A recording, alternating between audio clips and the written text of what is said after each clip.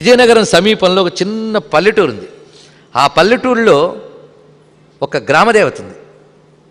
చిత్రం ఏంటంటే చాలా కాలం క్రితం ఒక మహాత్ముడు బ్రతుకు తెరువు కోసం వెళుతూ మధ్యాహ్నం పూట అక్కడికి చేరుకున్నట్ట.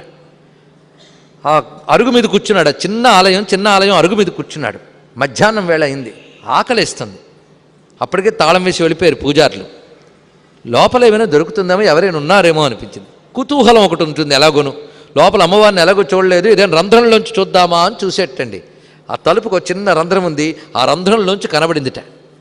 ఎంతంటే చూస్తే ఆలయం చాలా చిన్నది, కానీ లోపల ఒక విస్తారమైన సువర్ణమయమైన ప్రాంగణం. అందులో అమ్మవారు కూర్చున్నారు భోజనానికి. ఆవిడ చుట్టూ పరిజనములు భోజనానికి కూర్చున్నాయట. వీళ్ళందరికీ విస్తరలు వడ్డించబడ్డాయి. అది కూడా కనకరంభాపలాస పత్రములుట, అంటే బంగారు పరిటాకులు, బంగారపు మోదుగాకులు ఇలా ఉన్నటువంటి పత్రముల్లో వివిధములైన భక్ష్యభోజ్యములు వడ్డించబడి ఉన్నాయి.